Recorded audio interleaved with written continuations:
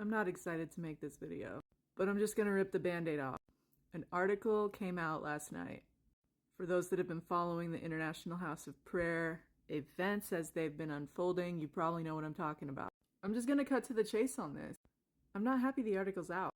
I know there's a lot of feelings on it, and I'm just gonna let you know mine. Not in too much detail though. A little context, I used to work at the International House of Prayer, played bass guitar there, did sound. I've played with Misty. I stayed with her parents when I got my wisdom teeth out, and that context definitely influences my opinion somewhat. And I'm not going to get into nitty-gritty details on why or how it does, but I'm just going to let you know that, that is at play in how I make my decisions here. And it's not like we were buddies or anything, just to be clear there. This isn't like covering for a friend. Like, it's not like I'm friends with her, we're not besties or anything. I've been to a few briefings on her team. We've been in sound trainings together and chatted a little. I played with her here or there on bass guitar. And it's just otherwise the general, like, being in the same vicinity on occasion kind of thing. So I'm not like here covering for a friend or anything. I just want to preface my experience entering into advocacy around International House of Prayer first began with friends being mistreated while I was on staff, but like major commitment after leaving staff started because a friend of mine was being she had experienced an assault that was being mischaracterized as having been consensual. So with that in mind, I dove into a lot of reading around grape culture and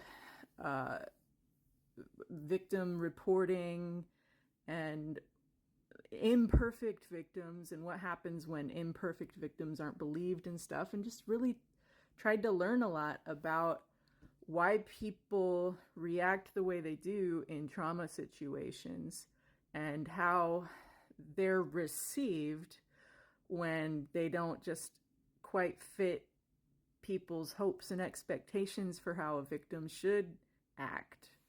Now, don't hear what I'm not saying. This isn't one-to-one applicable to the contents of that article, but it is parallel at least. And I highly recommend, if you haven't read the book Unbelievable, also known as A False Report, and additionally another book called Missoula by John Krakauer, I recommend both of those books. If you've only seen the Netflix series for Unbelievable, I recommend you read the book because the book itself goes into the statistics and the more dry nonfiction information in a way that a show just can't.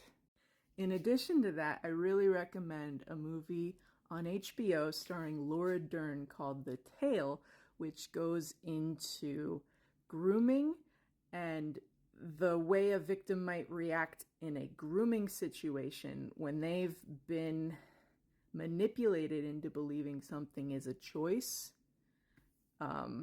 and especially when that's done to them when they're young, their brain is still forming. There's certain milestones, and I'm not a psychologist, so to like take this with a grain of salt and go actually look into the science, but like there's certain milestones in brain development where there's more plasticity in your brain, and what happens to you before those milestones like forms your brain and can inform how you act later in life and stuff like that. And that's part of what's so awful about grooming, especially grooming young people. And again, don't hear what I'm not saying here. Don't read too deep into this. But these thoughts do inform my reaction to that article.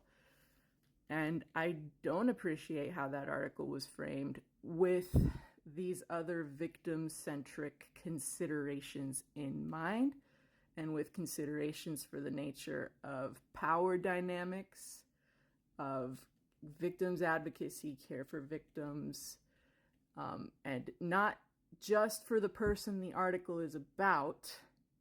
So that's why I'm saying don't read too heavily into why I'm making these statements, because I've got everyone in mind when I say this stuff. Other victims, look at how someone's treated, in the media, and that informs their expectations and how safe they will feel to come forward about their own abuse.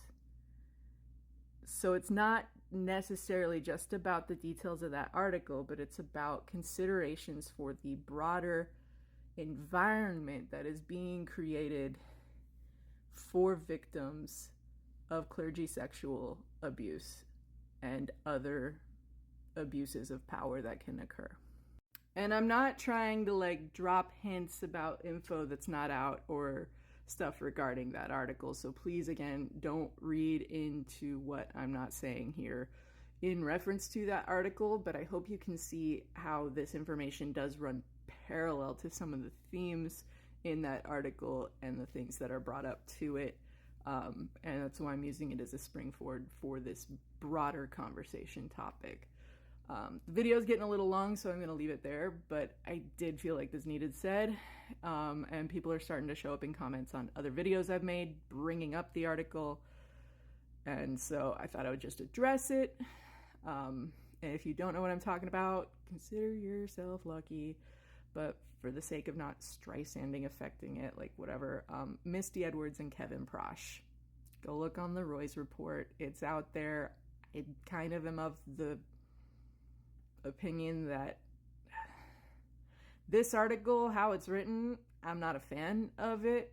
I think that the way it frames things, like I said, creates an environment for victims that, like, going forward for other victims isn't optimal. But it's out there, so like I'll talk about it.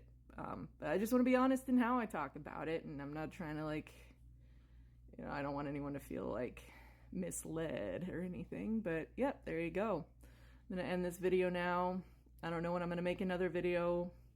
I feel like there's a lot of noise out there, a lot of voices, and y'all don't need mine as much as when there were fewer people speaking, which it's great that people are finding their courage to speak more.